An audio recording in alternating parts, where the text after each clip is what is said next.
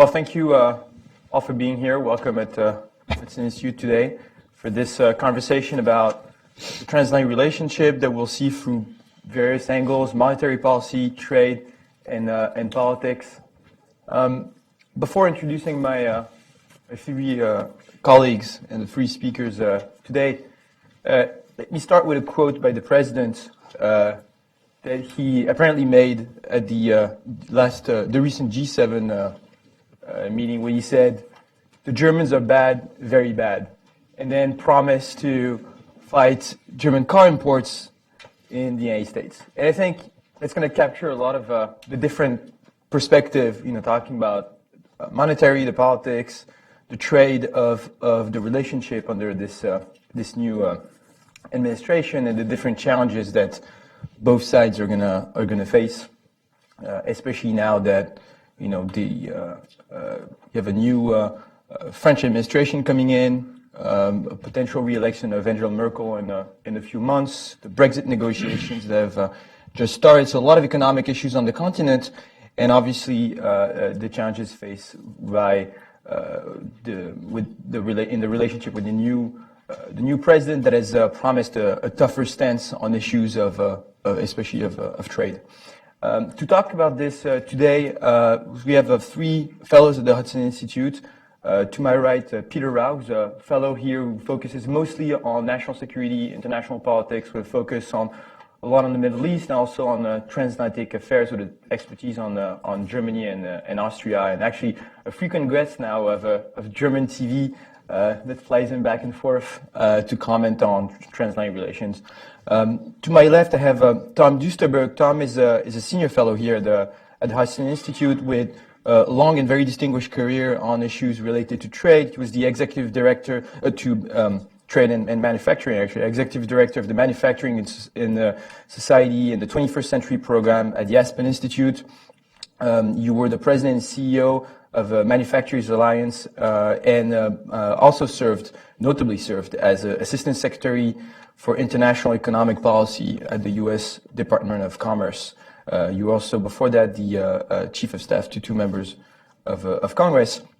And all the way to the left, Brendan Brown, who is also a non-resident fellow at Hudson Institute, is today the Chief Economic Advisor to Mitsubishi Securities International in London. You are also an associate scholar at the Mises Institute, and you are a very distinguished monetary economist with expertise that includes monetarism in theory and practice, the Austrian School of Monetary Tradition, and European monetary integration. And we're going to discuss all of this with you a bit later. Maybe to set the stage, I talked a little bit about the various elections that Europeans and Americans have been going through, and maybe how that could affect the relationship.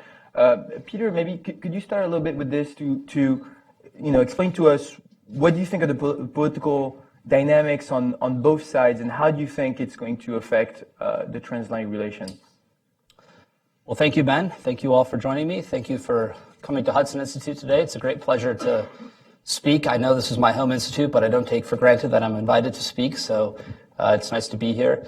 Ben's right. In the four most powerful countries in the West over the past year, we've had a whole slew of elections, starting, of course, with the referendum and Brexit, most recently the snap election in Great Britain.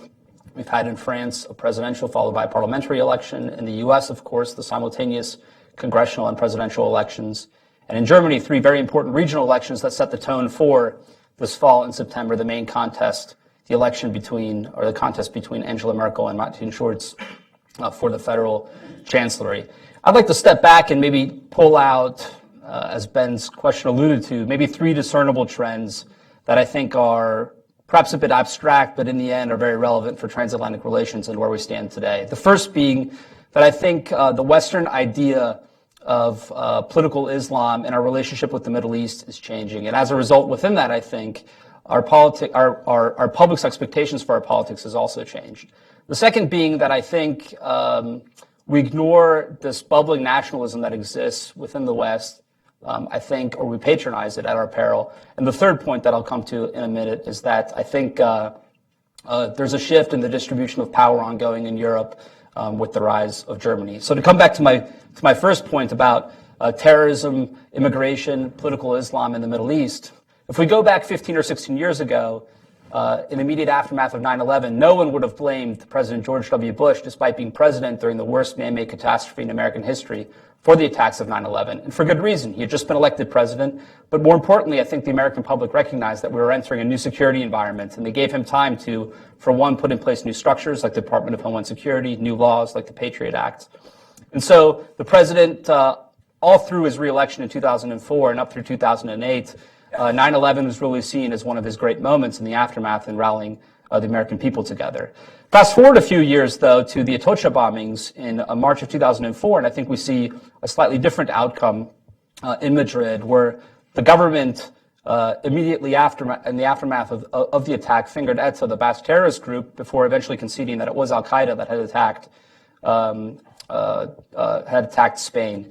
And the reason this is important is because, of course, the Spanish had joined, along with the Italians and the Poles and the British, the U.S. in the war in Iraq. And so many Spaniards thought that the Spanish participation in the war in Iraq painted a bright bullseye for Al-Qaeda on Spain, and this is why they were attacked. And in fact, in the immediate aftermath, Zapatero ended up knocking off Rajoy unexpectedly and pulling the Spanish out of the war in Iraq. If you go to today, and this is a long lead into the point I'm making, but I think both of those dynamics no longer hold. For one, I think that the linkage between foreign policy decision-making in Europe and terrorism has been totally severed.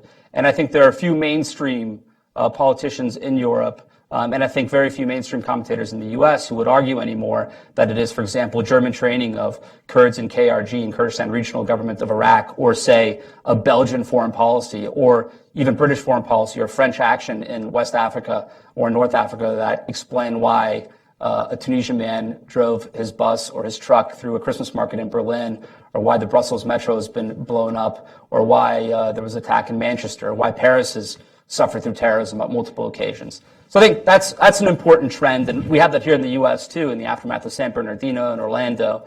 I think our understanding of terrorism has changed in that respect, and that's important for a reason I'll come to in a moment. And secondly, as a subpoint of this first area, I think that the patience our public have for our governments have started to erode. Here we are 15 years or 16 years after 9/11. There's an entire generation now in university who only know the post-9/11 era. And yet, periodically we have the Brennan Brigades illuminated in the colors of the Union Jack, for example, very touching, fitting, appropriate even. But I'm not sure that that we're content to be resigned to the new normal of periodic terrorist attacks. And that finds expression in the rise of political movements and politicians who might not have a wide program as it pertains to healthcare reform or social security, but have very clearly articulated positions on things like immigration and issues like counterterrorism. So, for example, Geert Wilders almost knocks off Mark Rutte in the Netherlands without really having, or Norbert Hofer knocks off almost Alexander Van der Bellen in Austria without having really the broad expanse of a policy platform to run on. What does this mean for the transatlantic relationship? Well, it means that our politicians are all searching for answers about how, in a globalized era, democratic societies can protect themselves from the scourge of a radical millenarian ideology. And it means that they're certainly not going to, even if the diplomatic qualities of Donald Trump are not endearing to them, reduce in the slightest our counterterrorism or security cooperation and intelligence cooperation. In the end, I think we'll see nothing but an intensification of close working between the U.S. and the Europeans on all of these questions. Secondly, and I'll do these a bit more briefly, I think we're drawing some of the wrong lessons out of some of the most recent election results in Europe for the Transatlantic Alliance. For example, in France, Emmanuel Macron won a great victory for liberals in defeating Marine Le Pen. But in the end, every commentator in Europe was clear that a Marine Le Pen victory meant the end of the European project as we know it, the end of the European Union as we know it. And yet something like 33% of French voters voted for her. If we pitted two candidates in the U.S. against each other, despite our polarization, where one called for, say, the succession of Texas, well, Texas might be a bad example because there might be more sympathy for that in Texas, but the succession of any one state versus any other candidate, I would venture to say that something like 95% would vote against the successionist. So this is important, I think, for the Brexit negotiations that are upcoming, because I don't think necessarily that we're drawing the correct conclusions out of Theresa May's, I would still add, still victory. After all, the Conservatives have something like a 56 MP advantage over Labour, even though she did lose her majority. And in that sense, I think people are correct to say that she did not run a good race. But the point being, my fear is that before the election, Theresa May could say to the European Union, a bad deal is no good. I'd rather have no deal than a bad deal. And now she's definitely weakened, but she can't really move off of her position because no Tory prime minister can move away from the position she already articulated at Lancaster House and the road she's already traveling down. So my fear is that we'll have a return to these, for example, 100 billion euro estimates coming out of the European Union, which I think any serious observer of European politics would say is never going to be the final price tag. The British will never agree to that. And shenanigans like the leaking of the Jean-Claude Juncker, Theresa May dinner at number 10 that was meant to embarrass the prime minister. Now, in the aftermath of her being wounded, I'm worried that in the short run, we'll have those who are for an ever closer union, perhaps seizing the ideological moment, even though I am optimistic that in the long run, when the real politicians who ultimately will make the key decisions about Brexit, those who are themselves democratically accountable and understand the pressures Theresa May is under, Angela Merkel being one, that we'll have a deal. And the other day, we saw at the doorstep at the opening of the Brexit negotiations when foreign ministers were filing in several statements where the importance of the economic and business connection between the Brits and the mainland and the continent was made clear. So I'm optimistic there. From an American perspective, as far as our topic goes today with the Transatlantic Alliance, our goal, I think, should be to make clear that we expect a fair, clean, and equitable negotiation, even though it is a negotiation for the Europeans. On one point that, and Brendan and I were discussing this earlier, that I don't want to speak for him, but I think both of us are less optimistic about is the prospect for a quick and simple FTA between the U.S. and Britain, which seems to be not the case at the moment. My third point is about the distribution of power in Europe, specifically the rise of Germany over the past several years. In Germany, there really isn't the same sort of populist pressures that we see in Austria, in the Netherlands, in France, and elsewhere, in part because a lot of these populist parties have really risen up through sort of dual hats, the one hat being the immigration crisis, the other one being the European Union and the euro. Well, Germany, only the immigration crisis is really relevant, and that seems to be with the recalibration and triangulation of Angela Merkel moving towards her CSU allies in Bavaria, more or less tabled for the moment. But the euro and the European Union, while in other places populations might writhe and chafe underneath it, in Germany it's a great plus because they've been able to export, I think, many of their own domestic problems into the southern periphery of Europe. And so we have no AfD surge, even though initially with the immigration crisis it had done quite well. Now they're fighting to even get into the Bundestag in the September elections.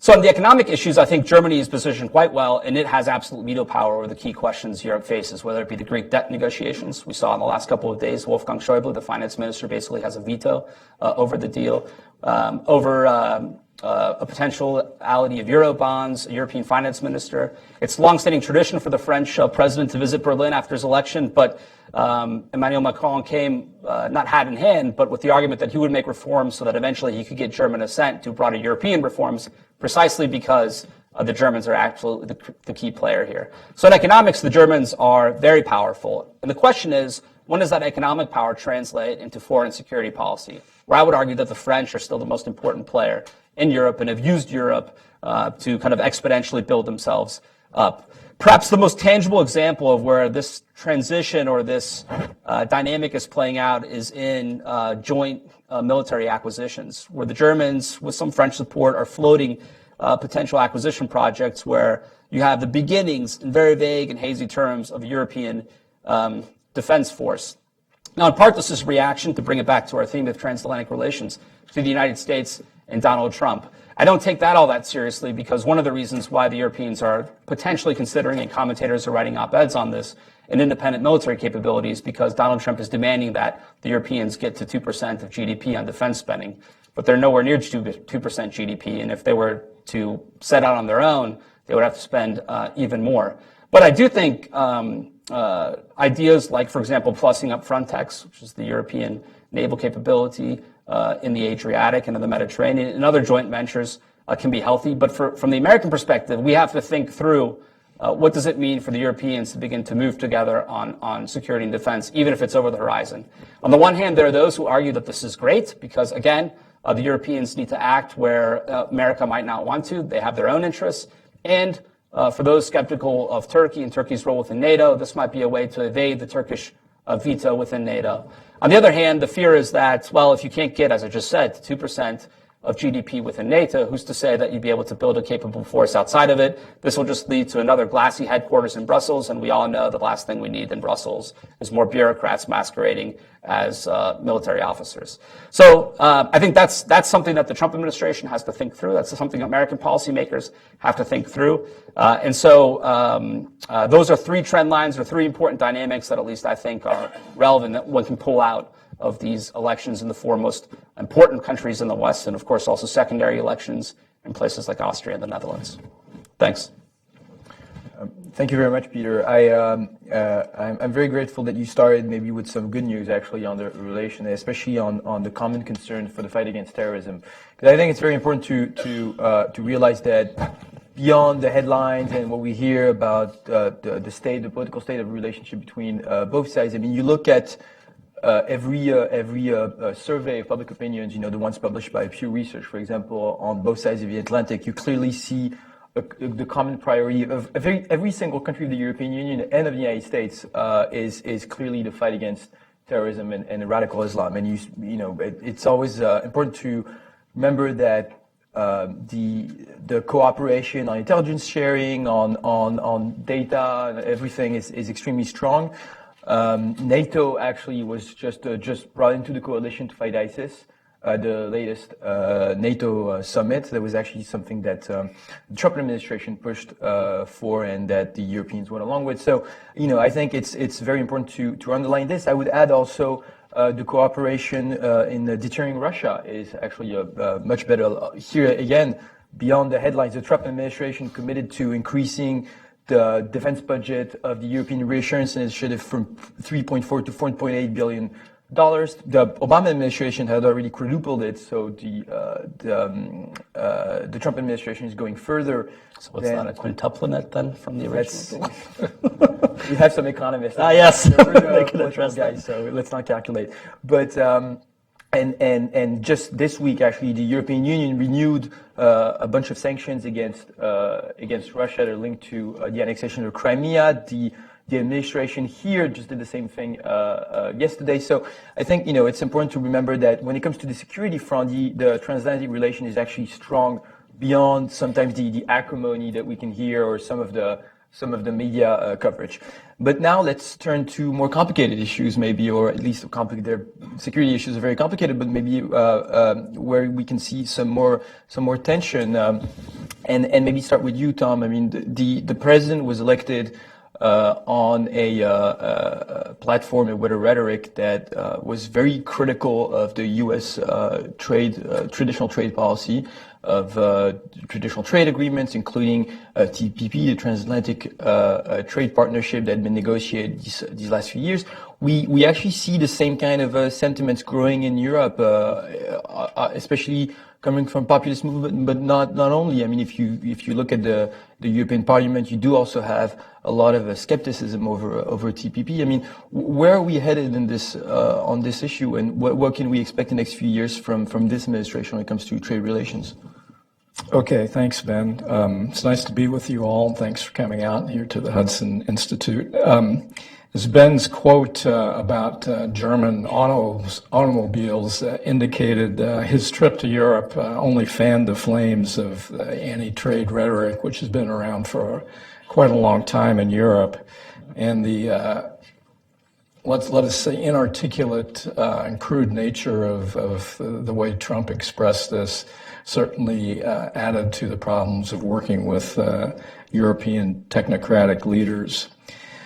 So I'm going to try to make the point that Peter Thiel made about Trump a long time ago, which is to take him seriously, but not literally, in terms of his trade rhetoric.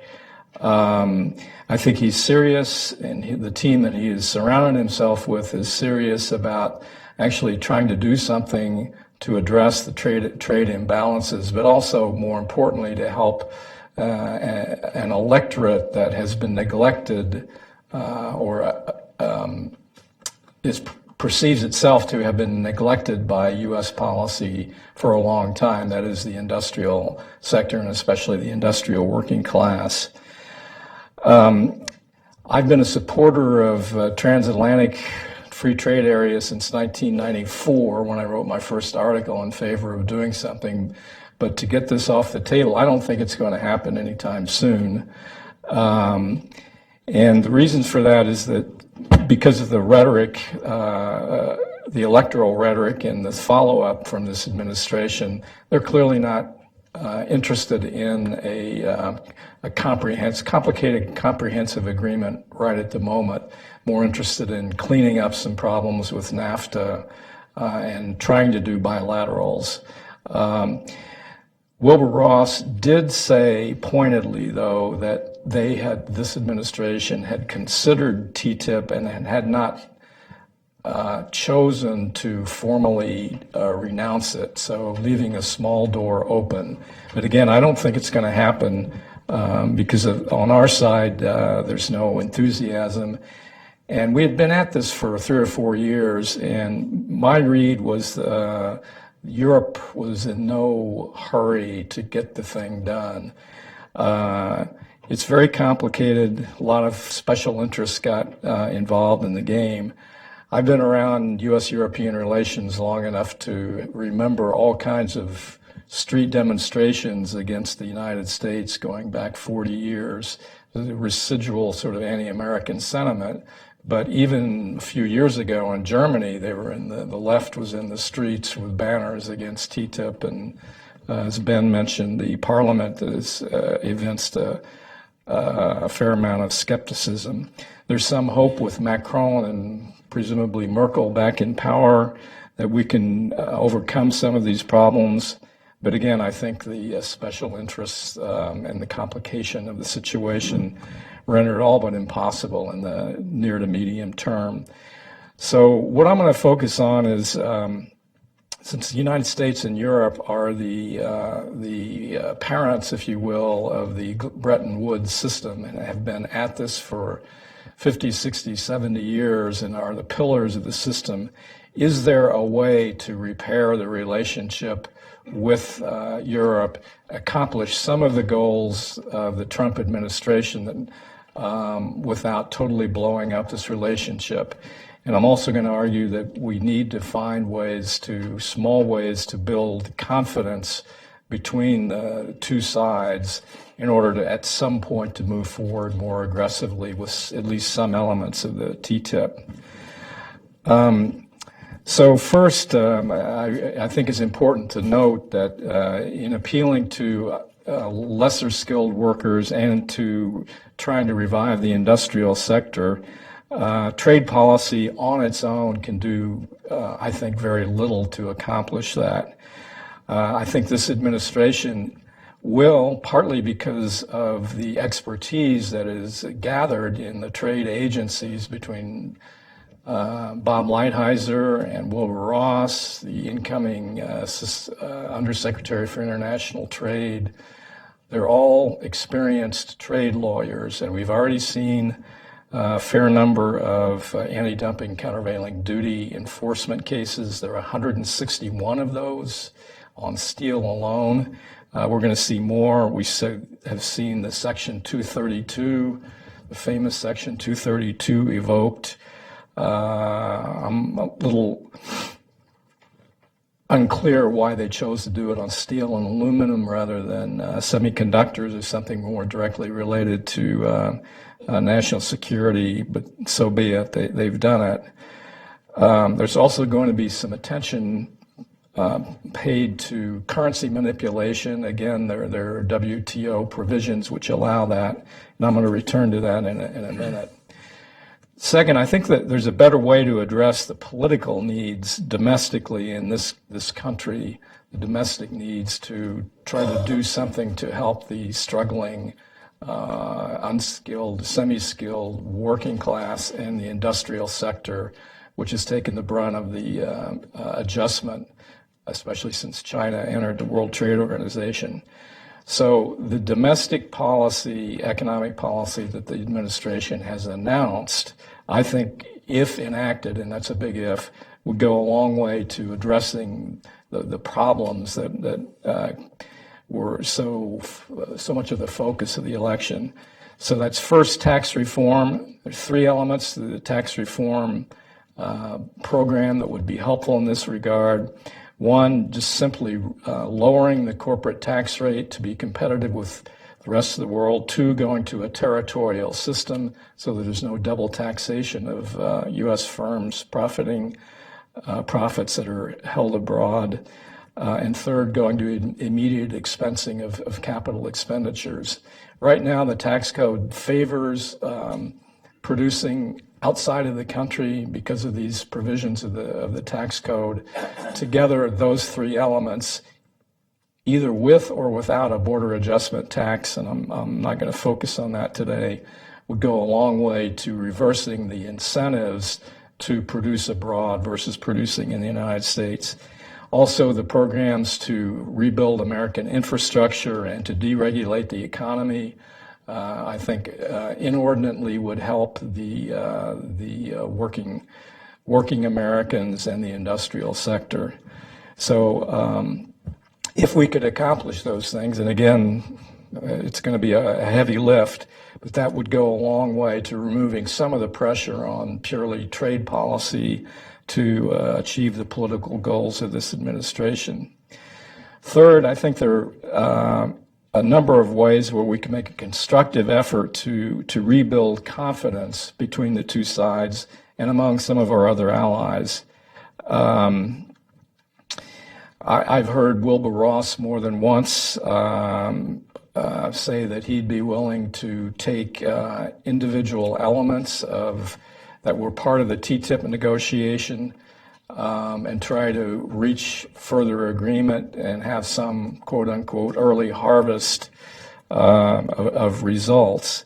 On the European side, I've heard the Italian economics minister, and I think I've heard Trade Minister Malmström say that as well. I've heard lots of experts on the European side express an openness to that. So sectoral regulatory convergence, autos, chemicals, medical products, for instance, all could be areas where we could reach some sort of agreement, I think. Completing the trade and services agreement, moving towards some sort of agreement on new areas like digital commerce and data flows might be other areas where we could try to develop some agreement. Wilbur Ross has said that he's using the agreement, the 100 Days Agreement with China as a template.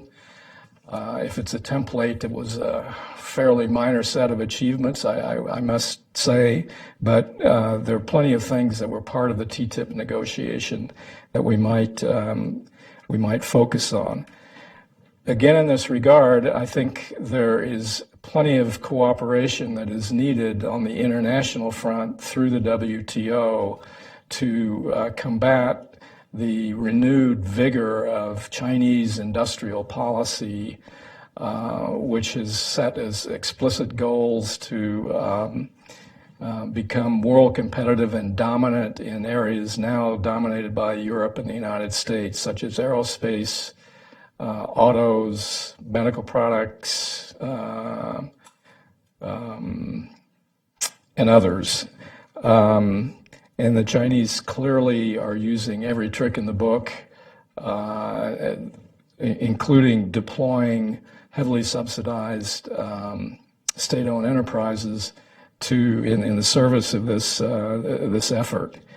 There's plenty of room for transatlantic cooperation with the Japanese, I think, through the WTO to try to combat this new aggressiveness on the part of the Chinese. Other areas where we might work constructively together, energy cooperation. The Trump administration has chosen to unleash the domestic United States energy industry. Europe could use some diversity in sourcing, especially its natural gas. Prices are low here in the United States. are going to remain low. We got plenty of natural gas we could export. We need to build the infrastructure for that. Ought to be some room for cooperation there. As I mentioned earlier, we could work on some pioneering agreement on international data flows to facilitate the continued rapid development of this sector. I would also note, Peter touched on the Brexit talks.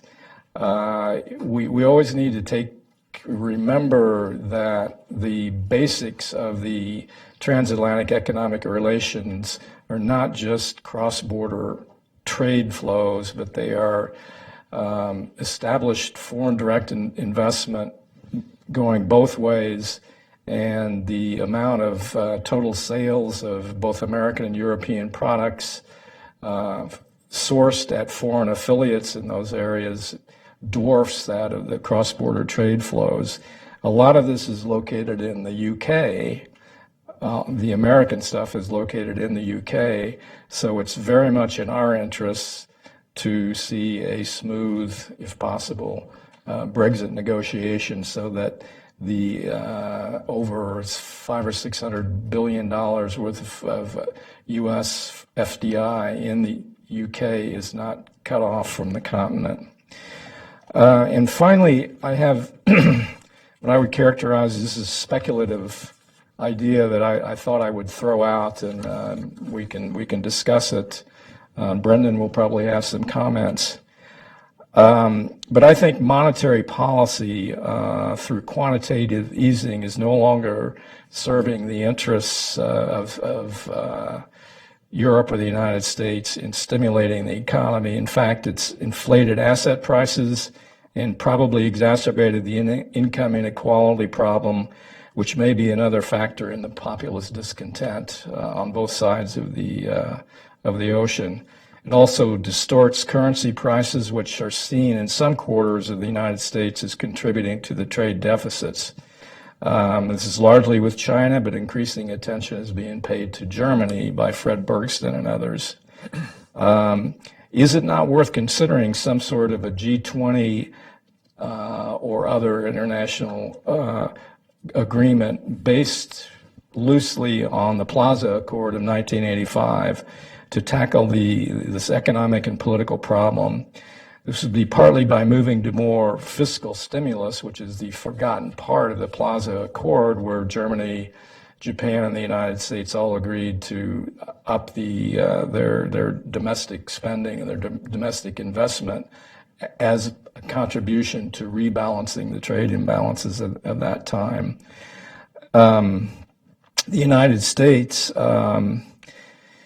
again, I emphasize that if Trump policy is actually translated into action through congressional legislation, if it is moving already in a direction of fiscal stimulus, paying attention to the trade deficit and fueling populist rhetoric are these imbalances. And as I mentioned earlier, I think domestic policy here, which is already moving in a stimulative direction, can contribute to toning down the tensions. An international accord, which includes more fiscal stimulus by Germany, Japan, and others, might be something to seriously consider for both economic and political reasons to reduce these tensions. And we would all benefit from stronger growth, which I think such a policy might engender. Thank you very much, Tom. That's actually an excellent transition for Brendan. I mean, let me actually open with Tom's conclusion. What is going to be the monetary dimension, you think, in the relations between the United States and Europe? We know that the Europeans have embarked on quantitative easing a bit later than the United States, but they're still very involved in this with the program of, most notably the OMT program that is supported by the European Central Bank. What is your view on this? How do you think the Trump administration is going to react to that? Well, thank you very much for the question, and Thomas's lead-in is fantastic as a catalyst. But the overall point that I want to start with is that the failure of the Trump administration to take their cue from Milton Friedman's book Capitalism and Freedom, which starts with monetary reform, I think not only is very fateful for the US and global economic outlook, but I think it's quite fateful in a bad way for Europe and the relationship of the United States with Europe. And to answer your question directly, if the Trump administration had started with undermining and absolutely criticizing continued QE outside the United States, that would have undermined or stripped Eurocentrism in France and Germany of the essential fuel of a money printing machine from the ECB. So let me just expand on some of these ideas. First of all, what has to be reformed when we look at the US and global and European monetary systems? First and foremost, it's this 2% inflation target. You know, everywhere, Federal Reserve, ECB, Bank of Japan is following what's called the 2% inflation target. Where did this 2% inflation come from? You know, if you look at the Federal Reserve Act or all the acts about the Federal Reserve that's gone through Congress, the Fed is mandated to have price stability, not permanent inflation of 2%. The same is true of the Maastricht Treaty, mandated ECB to have price stability, not stable prices in the long run, not inflation of 2% per annum. Now, the issue here is we're living in a period since the late 1990s, bred by the internet, of rapid globalization, which brings prices and wages down in a good way. So if a central bank all over the world is committed to trying to get inflation at 2%, when in fact the natural rhythm of prices is downwards, what you end up with is terrific asset price inflation, because these central banks are keeping interest rates way below the natural level at zero or negative, creating a lot of irrationality in asset markets. And we've already seen one cycle where this blows up in 2007 and 2008, and we're now well advanced in another cycle. So I would have suggested that if an incoming conservative administration in the United States had taken their cue from Friedman's best-selling book, they would have started off addressing this issue of, which doesn't in fact need any legislation, doesn't come up against any filibuster in the Senate, because the legislation already says price stability, 2%, they only have to go back to what's actually in the statute book already. And filling the empty chairs, or soon-to-be empty chairs, with governors of that view would have allowed the Trump administration to undertake monetary reform alongside the triple other agenda we hear all the time about: tax reform, and health sector reform, and infrastructure. But we hear nothing about the monetary reform, which in fact should precede all of those three in terms of advancing the case of capitalism and freedom.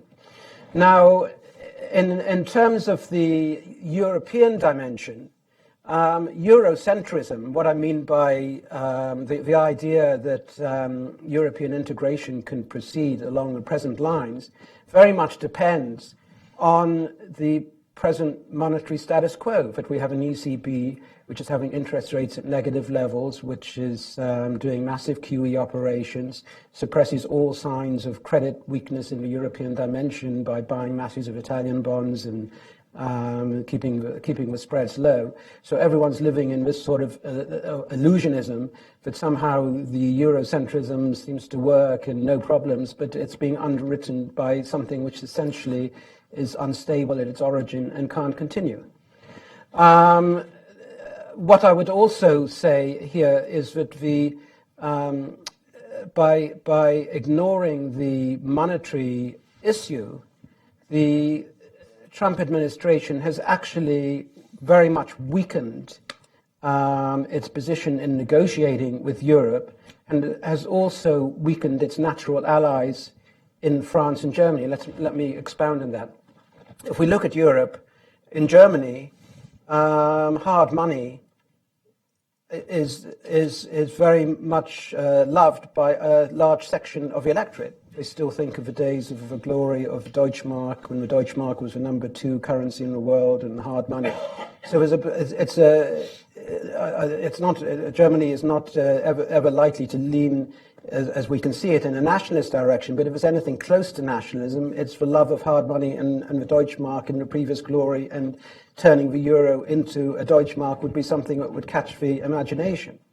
Now, if the Trump administration had, instead of wading clumsily into criticizing Germany for manipulating the currency, had actually highlighted that the currency manipulation was in fact due to the monetary manipulations carried out by the ECB having negative interest rates and QE towards achieving a 2% inflation target, which was a nonsense anyhow, Trump administration would have found a lot of natural allies for that within the conservative movement in Germany, not to mention possibly within the FDP. And that would have been at the opposite end of the spectrum to Merkel, who all along has been a sort of soft money leader who actually is always in cahoots with Draghi towards, although to some extent disliking what he does in public, in private, realizing fully that Draghi is essential to the European endeavor to keep the status quo going. And so if the key issue in the Trump approach to European currency manipulation and German currency manipulation had been focused on this monetary side, and the US had simultaneously been taking the lead in scrapping the 2% inflation target and that basis of monetary policy, they would have had, I believe, a host of natural allies in Germany. And Merkel would not be sitting now in a position where she can pretty well dictate a continuation of a Eurocentrist type coalition. I would even venture that in France, if you think of France historically under the glory days of de Gaulle, who did de Gaulle have as his economic advisor? It was Jacques Rueff. Jacques Rueff, a hard money person, believing in the gold standard. There are still, and of course, Ben would have much more opinion on this than me, but there is the potential, I think, in the French system also, and France traditionally has been a promoter of global monetary reform. From if you think back to the de Gaulle period or Pompidou, the international monetary reform has been a very much French theme, and if that could have been allied to a global monetary reform push by the United States to scrap the 2% inflation target, scrap negative interest rates, scrap all this interest rate manipulation, and get back to a market-determined system globally and in the United States, I think there would have been a lot of mileage to be made out of that.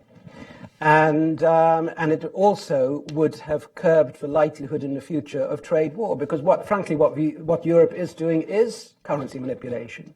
For the ECB still to be running negative interest rates and pumping up the money supply when the German economy is an absolute boom, and Germany is the core of the European Union, is blatant manipulation. And the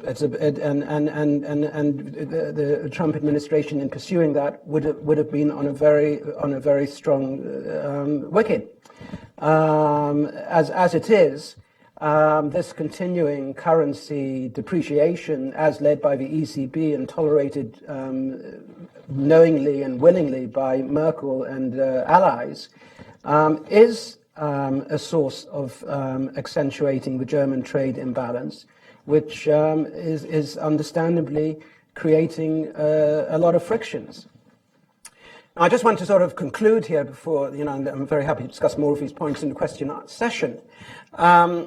I would conclude in just looking at the way in which these sound money ideas or monetary reform ideas come into domestic politics. And I would make a dichotomy between what I think we're seeing in the US and UK on the one hand, and what we're seeing in France and Germany on the other hand.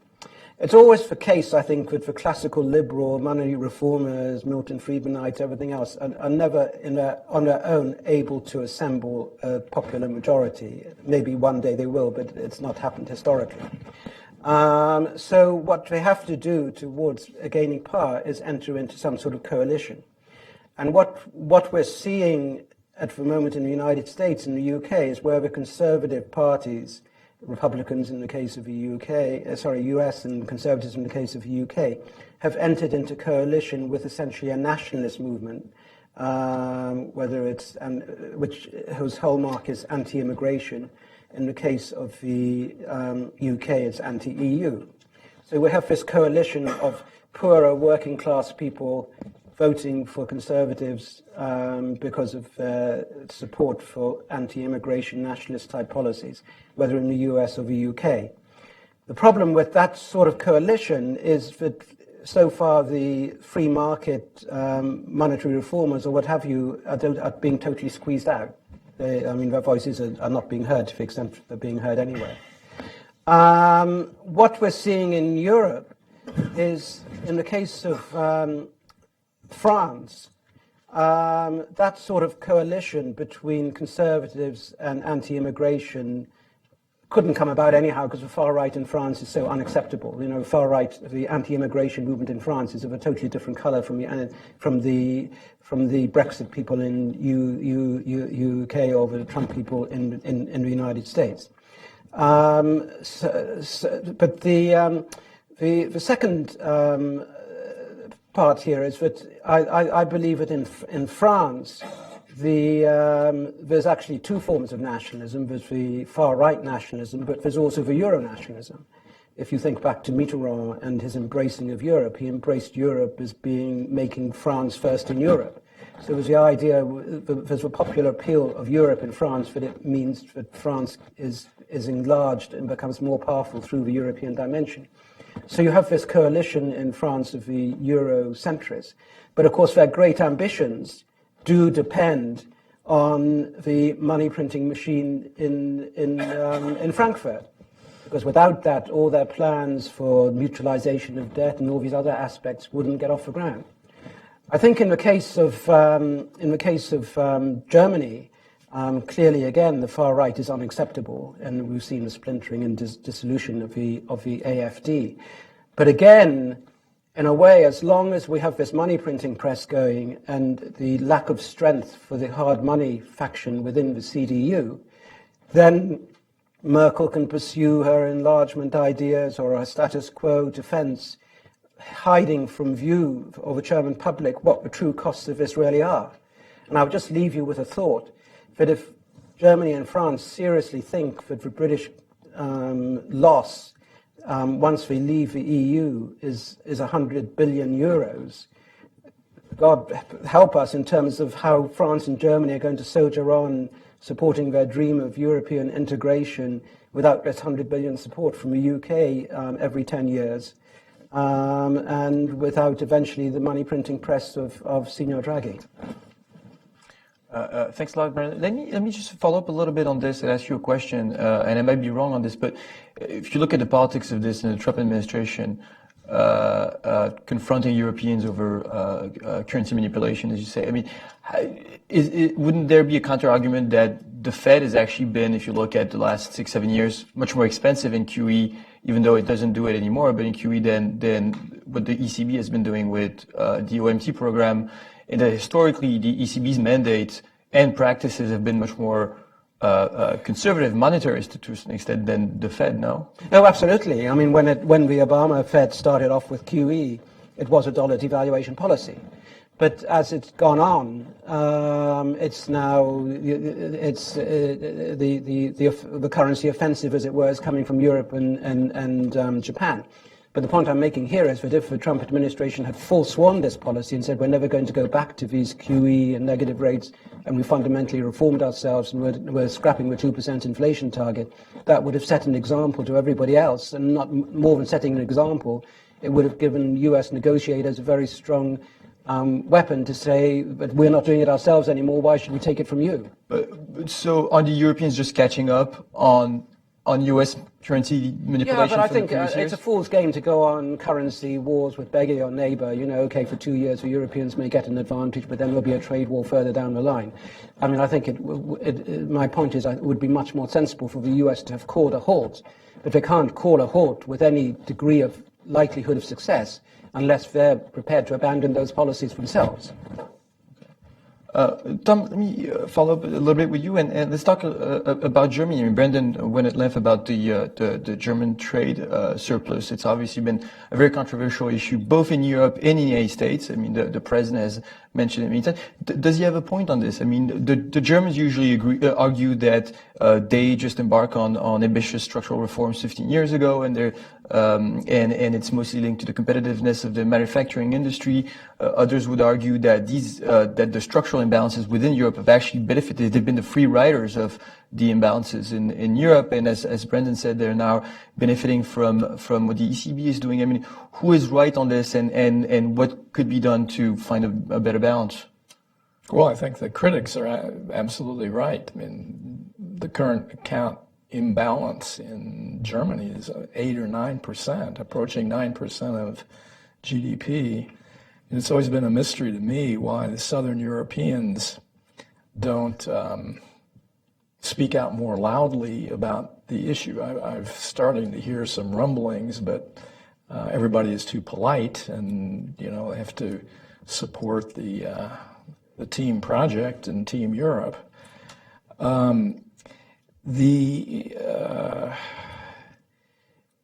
With regard to the United States too, and the rest of the world for that matter, it is a problem. We have a fairly sizable bilateral trade deficit with Germany, but I think the bigger issue is it's going to be difficult to get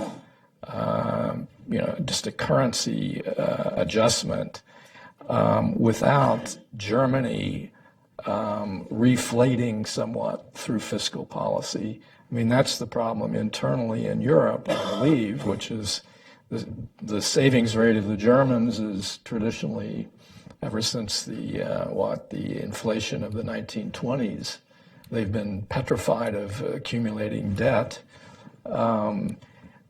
So one can look at various things they could do. The infrastructure is slowly deteriorating in Germany as well. But that's going to be the key, I think, to achieving some rebalancing will be to get the Germans to agree to spend a little bit more, be it internally where they could buy more, give more consuming power to the Germans so they could buy Italian luxury goods, for instance, but infrastructure equipment from the United States or China as well. And excuse me. And Peter, you mentioned obviously that Germany was not pulling its weight on strategic issues, on security issues. I mean, I think it spends something 1.2% of its GDP on defense. It famously voted against the Libya intervention. It is currently mostly France and the United Kingdom, to a certain extent Poland, are the real actors of defense and security at the European level. So, German politics very well. What is needed, you think, to bring the German leadership, or German public opinion for that matter, on board on all these issues, and both on security but also on economic issues? That's a great question. I think it's not an entirely serious debate, but more and more serious people are beginning to raise the question of a European nuclear deterrent and the German nuclear deterrent, in part because there's a question: how reliable is a French deterrent if the Americans are no longer present? Is this something that Germany needs to invest in? And so on the one hand, as Ben just mentioned, they're at 1.2% of GDP, meaning they're not willing, and you hear now from Sigmar Gabriel, the German foreign minister, from Ursula von der Leyen, the defense minister, beginning to redefine what a 2% threshold means, as including development aid and so forth. So there is a great reluctance, in part explained by the fact that it's now campaigning season and they're being hammered from their left on this issue. But there's a reluctance to get to 2%, and at the same time, they're interested in, or they're at least very vague discussions about what it would mean to have a nuclear deterrent. What sort of signal does that send to Eastern Europeans when you're saying we want a nuclear deterrent, but we're not going to invest in our military? It essentially means that you're not really willing to get into a competitive game with the Russians in Eastern Europe. Everything up to the German border is more or less something that is going to be difficult to competitively engage in because we won't have the capabilities or resources. That's one argument. The other argument, which German officials will make, and it's quite persuasive as well, is that Germans are flying missions in the Baltics. The Germans, for the first time since World War II, have troops stationed as part of this NATO rotational force in Eastern Europe in the Baltic states. Germans continue at the official level to very clearly state that the red lines around NATO remain red, even if recent polls, you mentioned one poll earlier, there's another Radio Free Europe, Radio Liberty poll of late that shows that the German population is least interested in defending Article 5 if the Russians want to move into the Baltics of all the NATO member states. But the government remains relatively committed to this and relatively strong. In the end, this all gets back to political will. How does one generate political will without the terrible scenario of an increased threat perception because of a threat or another? I'm not sure. I don't know if I have the answer to that. I do think that one gets the feeling in Berlin that it really is sort of on the front lines of the Western competition between the United States and Russia. One gets the feeling that that German politics is seized by, in many ways, this question of how to treat the Russians. There's a great respect and nostalgia for Russia as a civilization, as a people. It's a respect and nostalgia that isn't accorded to say Arabs, or to say maybe less so to Turkish leadership. So there's something about the German and Russian relationship as sort of two great civilizations. There's Pushkin, there's great literature, there's great culture coming out of Russia. And maybe that explains some of the fondness, especially amongst the center left. I think, and I'm swinging way off topic at this point, but nonetheless, I'll continue. I think that the German left has always had kind of a traditional fondness or Beschwichtigungspolitik, the Germans will call it, sort of an Ostpolitik under Willy Brandt, for the Russians, a fondness. But also in the German right now, there's this kind of unique dynamic in the CSU in Bavaria. Horst Seehofer, the minister-president, runs a semi-pro-Russian line. And of course, the AfD, despite what Brendan said and them being virtually annihilated at the moment, they too have some attraction for the Russians. I think this is part of Vladimir Putin's strategy. On the one hand, he snarls at the Europeans, he invades Ukraine, he causes a great deal of problems. But on the other hand, he reaches his hand across and says, in the wake of decadent liberalism and the onslaught of political Islam, I'm a traditionalist. And I think some Germans find that somewhat attractive. Layered on top of this is the natural German tendency to avoid conflict ever since 1945. Especially ever since reunification 25 years ago. So political will, but I don't see it on the horizon, a real huge switch in German strategy. But the other point I would make real quick is that aside from the rotations in the Baltic states, they're also, as I said at the outset, training Kurds in KRG, which is a big deal for the Germans. Yeah, absolutely. Before opening to the audience, maybe just one last question for Brendan. You're based in London. I mean, maybe we've broached on that a little bit in all the three talks, but let's maybe get your impression on Brexit, and both on what you think the recent British election means for the UK negotiations position, what kind of Brexit it's going to try to negotiate with the European Union, and maybe also, if any, do you think there's a role for the United States in these talks? As far as the election result goes, it weakens the negotiating position of the UK in that Brussels and Berlin and Paris will see the present situation as meaning it's less likely that May can walk out of a room and use theatrical tactics, because May now has to demonstrate to everybody in Parliament that she's doing everything possible to get an amicable deal, or she may risk some loss of confidence in early elections. On the other hand, May's real possibility of any backstepping here is very small, because what the election results show is that without the support of what I call the nationalist anti-EU support from the lower income people, the Conservatives would have suffered a landslide defeat. So she really can't slide back very much at all. So in this situation of really nothing's much changed, but the France and Germany and Brussels will interpret it as a way to give less, obviously the outcome is going to be more difficult than before.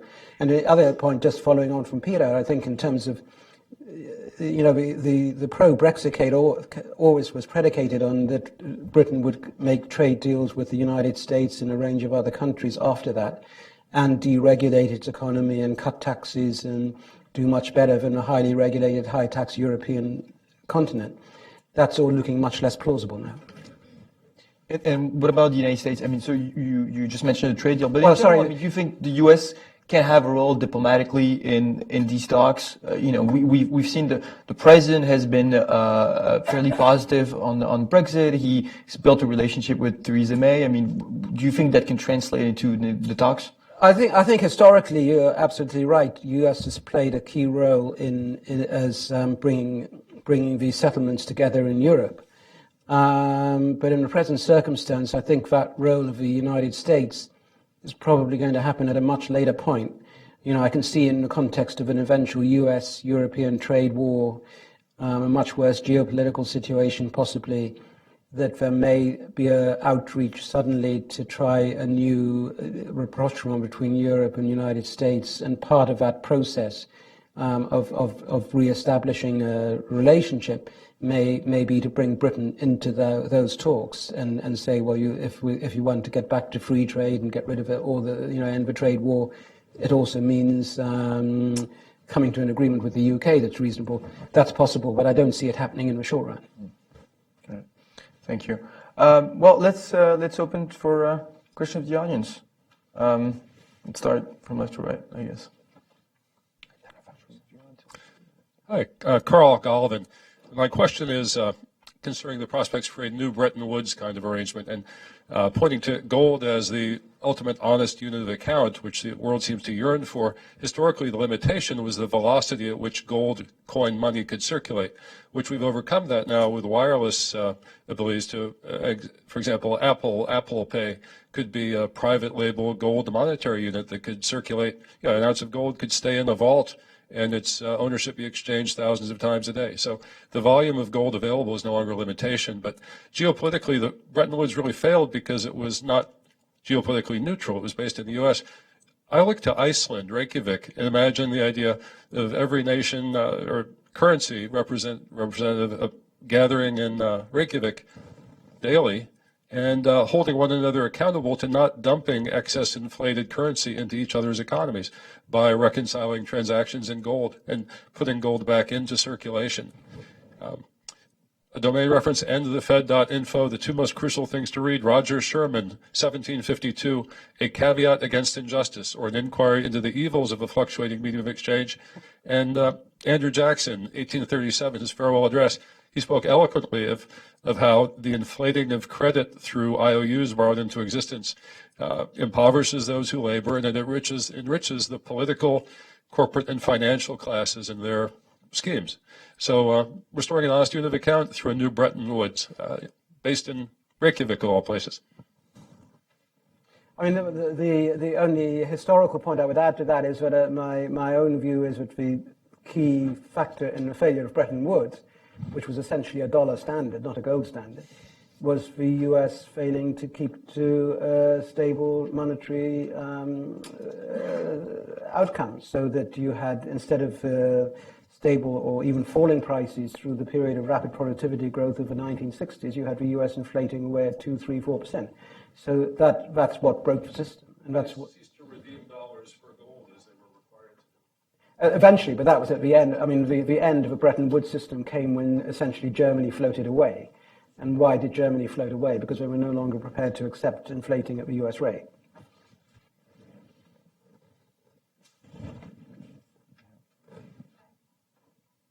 Thank you. Fanny Delafel, Embassy of France. What are some of the lessons that the European Union could learn from the US experiment at integration and federalism, acknowledging that these are very different contexts? What has worked or hasn't worked in the US that could be applied to the EU at this stage? Thank you.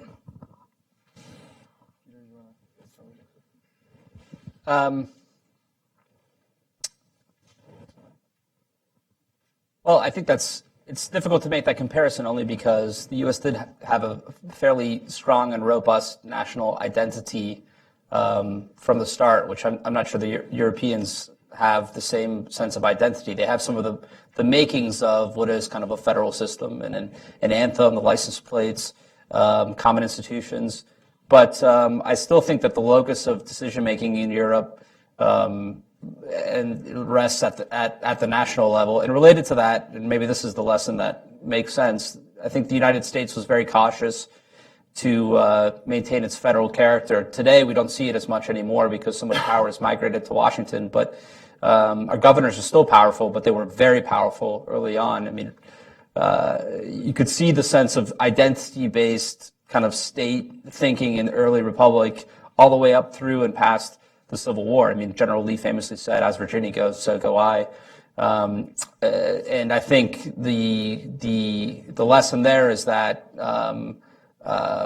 it was a slow process of coming together in which at times there were forcing mechanisms through, for example, the Constitution, but by and large it was a slow and organic process. Maybe something akin to a form of sort of multi-speed Europe that allows countries to kind of progress. At least that would be my policy recommendation or ideas, I think, of the European Union today. But I do think it's a tough comparison just for that reason. Well, I would just comment that in the United States, we've until very recent years, pretty much insisted on having a common culture. We have a common language. It would be inconceivable in France or Germany where you call up a help desk at a company for the product that you have that don't work, and you can choose between French and English, and it's becoming more common here. But our entire history, where we've integrated a fair number of disparate groups reasonably successfully, has been, I think, because we've maintained a certain commonality of culture. We're also a much more mobile society. Workers traditionally have moved around quite a bit, and they knew what to expect in terms of culture. The language was more or less the same everywhere. So I would emphasize the culture in Europe is clung tenaciously for thousands of years to individual, regional, and eventually formed, expressed in nation states, those sorts of differences. And as far as I can tell, still does.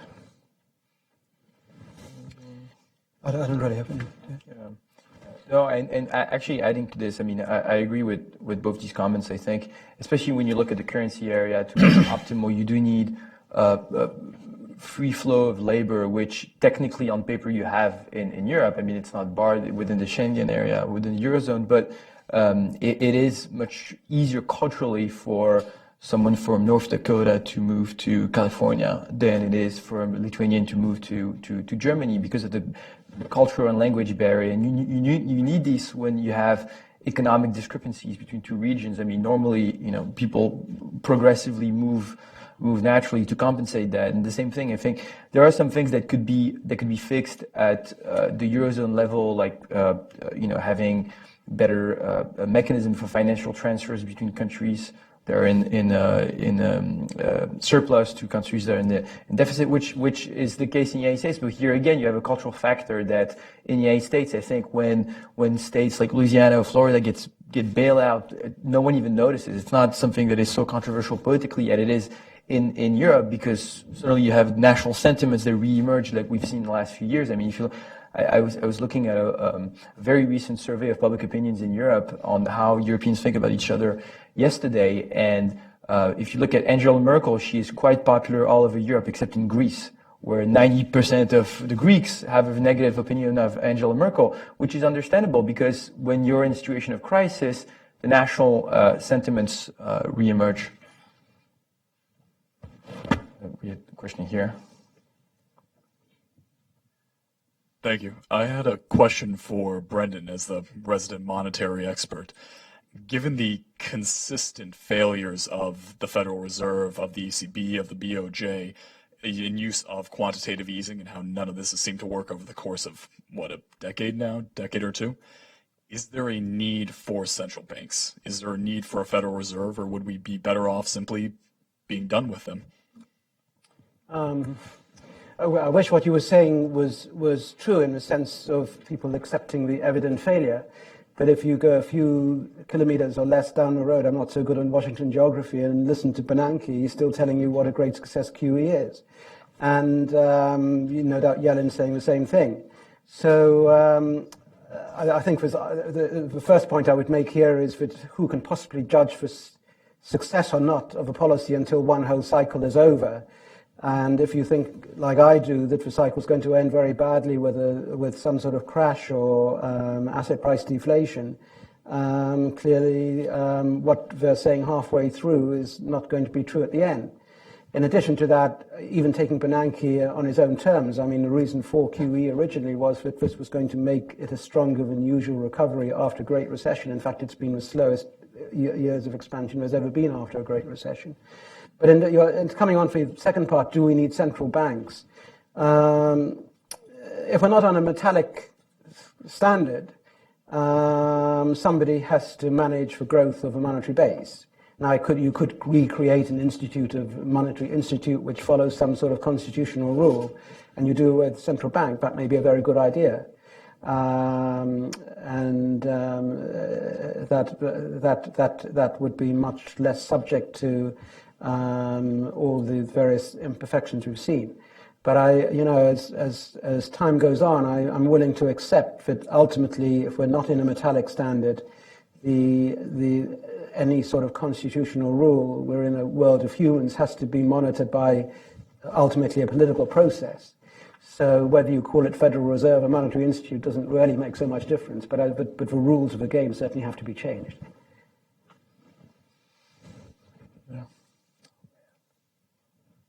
My name is Mark Plotkin.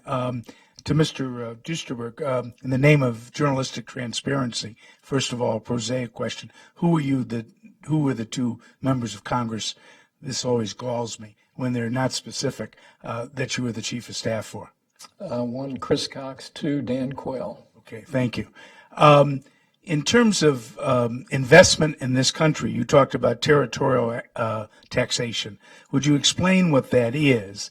And the criticism is that all these major corporations have hundreds of billions, I guess, billions of dollars socked away in Europe and if they didn't, they would invest it in America, and that would produce more jobs, industrial jobs or technical jobs or whatever you have it, there would be job expansion. Do you think that linkage is true? And second, will you explain what territorial taxation actually is, how it would actually work in practice? Well, I'll give you the simplified version. I'd say that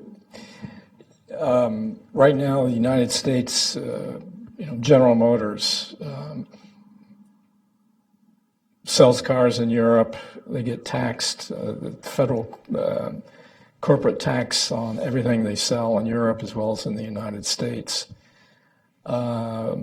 Daimler makes cars in Germany, sends them over here. They pay the American tax only on what they sell in the United States. Their tax rate is a little bit lower than ours.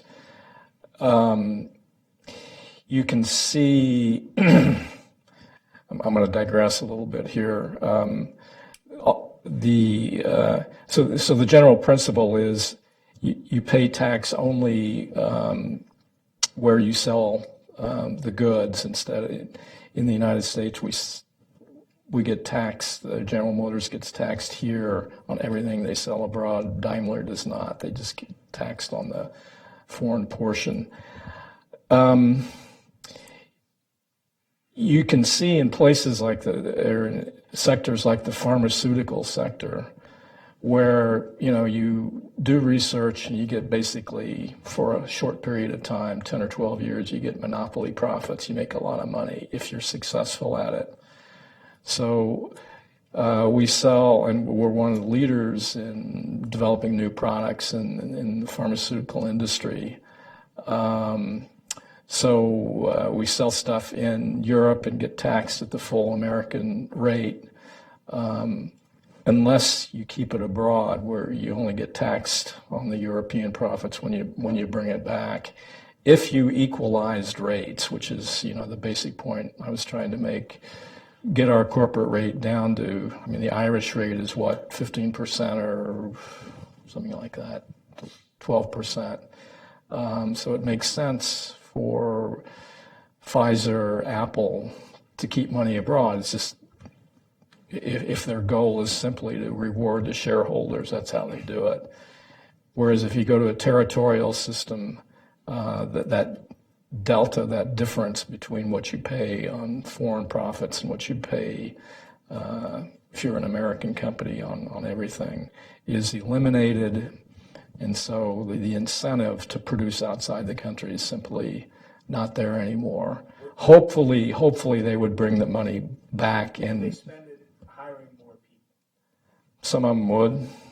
Some of them would reward. They just purchase stock buybacks. They could do that too. Do you think there would be an appreciable increase in employing American? Well, I do, and the answer is going to be longer than just tax policy, because I think, in short, that the U.S. goods producing sector has become more competitive over the last 25 years because they've been forced to, by competition from China, Mexico for that matter. So the differentials between the cost of producing domestically versus internationally have come back. And there's been a recognition on the part of American companies that it's just tough doing business outside of the country, especially in a place like China, which is becoming less and less friendly towards foreign presence in their country. So, and you can see companies try to quantify those non-monetary costs, the political costs, if you will. So you have this convergence of actual production costs plus, for lack of a more elegant term, the hassle factor of dealing with, bureaucracies, cut off of electricity, bureaucratic harassment abroad. So I think a lot of companies would come back and see it just makes a lot more sense. And a lot of, especially American manufacturing companies, are, if you will, patriotic in the sense they've been pillars of local communities for 100 years. They're dependent on by their local communities. They want to reward their local communities. So my sense is that a lot of it would come back, not all of it. A lot of it would go to shareholders, but there would be more production here. So I'm sorry to be so long in answering.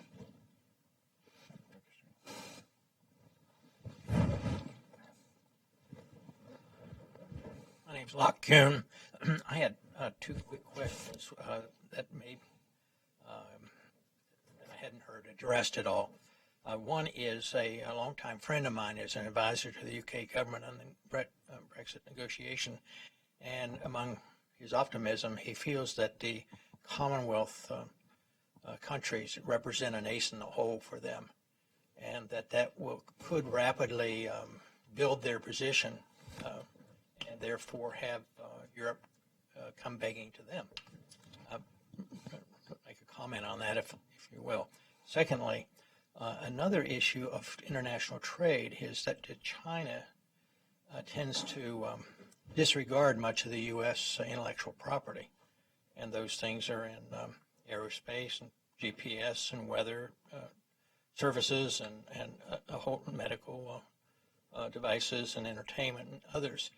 That I saw a study about 5 years ago indicating that there was just, I think, some $300 billion of underpaid intellectual property to the United States from China, which would virtually wipe out the difference.